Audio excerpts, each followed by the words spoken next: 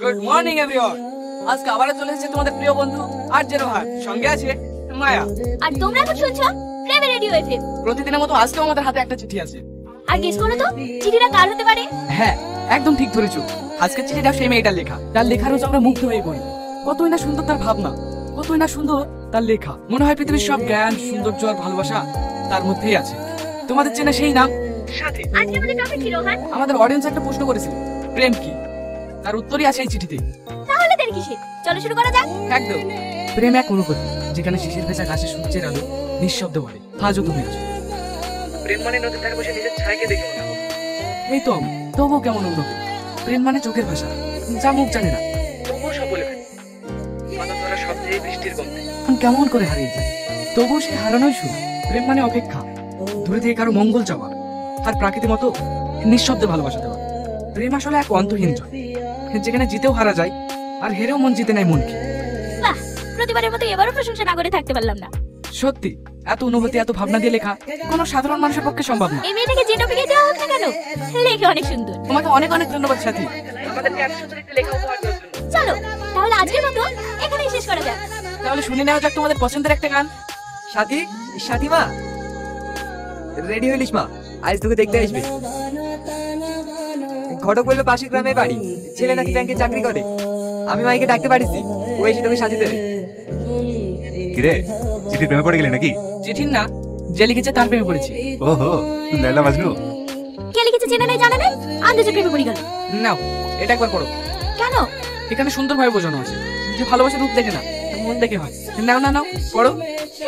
ওসব মনে সৌন্দর্য না, শুধু কাগজের পাতাতেই বানায়, বাস্তব জীবনে না। যাই বলো মায়া, আমি কিন্তু এই অচেনার সাথে প্রেমে পড়ে গেছি। তুমি তো আশেপাশে দেখতে পাও না কোথাকার কোন মেয়ে চিঠি পাঠিয়েছে, তার থেকে প্রেমে পড়েছি। তোর যখন মেয়েটাকে এতই ভালো লাগে, তাহলে দেখা করছিস না কেন? কিভাবে করবো?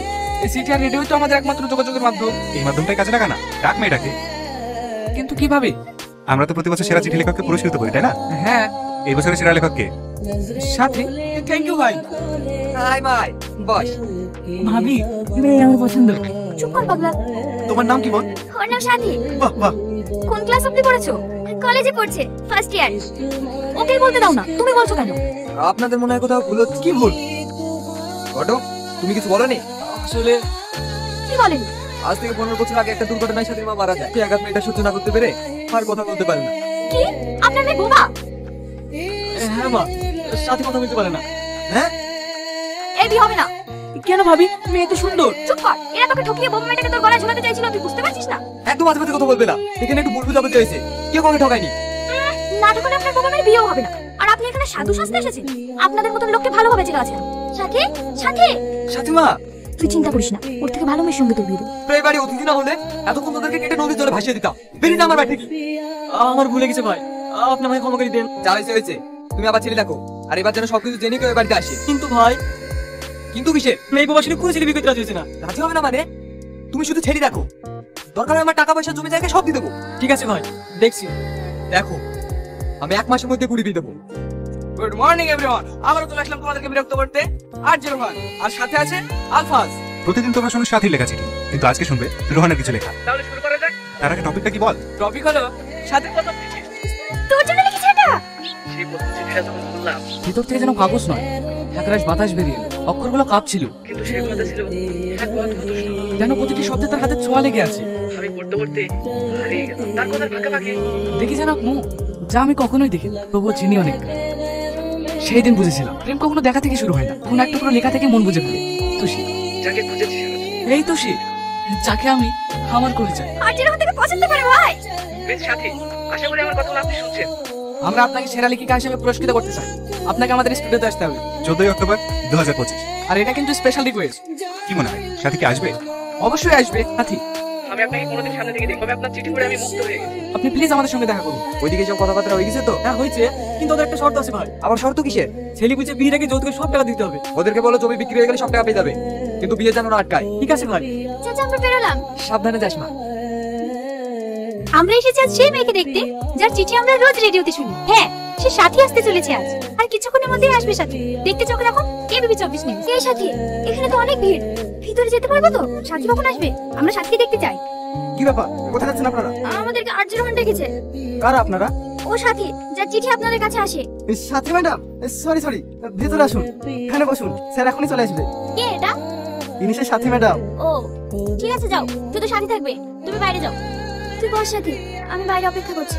বলো তোমার কত টাকা লাগবে? টাকার জন্য তো এসেছো? তোমাদের মতো মেয়েদের খাবার ভালো করে চেনা আছে। এই নাও, এখানে 20,000 টাকা আছে, নিয়ে চলে যাও।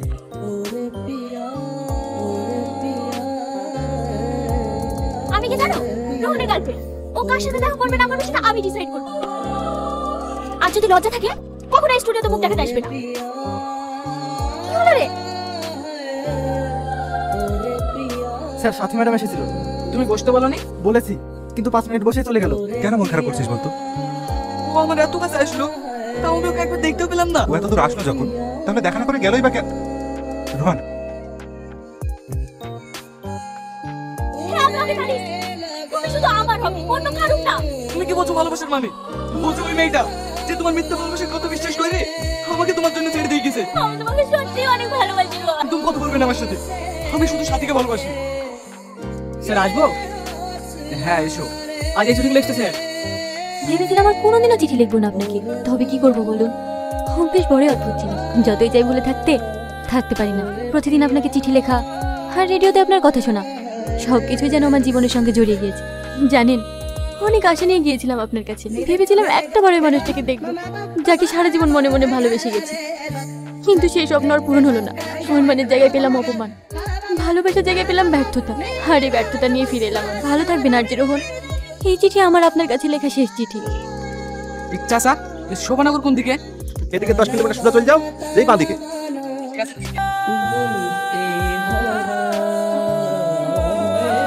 কেন এত মন খারাপ করছিস বলতো? ওর কথা ভুলে যা আর নতুন করে সংসার শুরু কর। দেখবি তুই অনেক সুখী হবি। মাহি, বুড়ি রেডি হলো? হ্যাঁ চাচা, হয়ে এসছে। তাড়াতাড়ি রেডি আয়, মৌলানা সাহেব চলে এসেছে। আপনি চলেন চাচা, আমি সাথীকে নিয়ে আসছি। চল সাথী। হে তো মেয়ে চলে এসেছে। মৌলানা সাহেব, বিপড়ানো শুরু করেন। হ্যাঁ হ্যাঁ, বসো মা। শুরু করেন মৌলানা সাহেব। তুমি কি কবুল মা? কবুল হলে হ্যাঁ দাও। বুড়ি হ্যাঁ বল। হ্যাঁ দাও মা। সাথী, এ আবার কি? এই বিয়ে হবে না। আমি সাথীকে ভালোবাসি। কে তুই? আমি আরজি রোহান। তোমাকে তো আগে কখনো দেখিনি। আমি সাথীকে ভালোবাসি আঙ্কেল, ওকে নিয়ে যেতে এসেছি। তুই ওকে চিনিস বুড়ি? তোর 10 লাখ টাকা মনে হয় এবার গেল। না না, প্রথমে বাতরাটা ভালোবাসি বলে হয়ে গেল। আজ আমাদের বিয়ে, বেরছে এখান থেকে। সাথীকে না নিয়ে আমি কোথাও যাবো না। তুই ওকে ভালোবাসিস, ও তো আর বাসে না। কথাটা আমি সাথীর মুখ থেকে শুনতে চাই। ওই একবার বলুক আমাকে ভালোবাসে না, আমি এখান থেকে চলে যাবো। দেখো বাপ, আজ আমার মেয়ের বিয়ে, তুমি এভাবে ঝামেলা পাকাতে আসো না। আপনি একটু বোঝার চেষ্টা করেন আঙ্কেল, সাথীও আমাকে ভালোবাসে। বললো না সাথী? এভাবে হবে না। চল হাট, বেড়া এখান থেকে।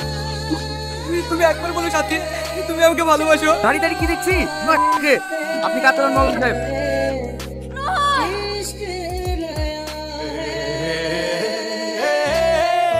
আমি তোমাকে ভালোবাসি রোহন।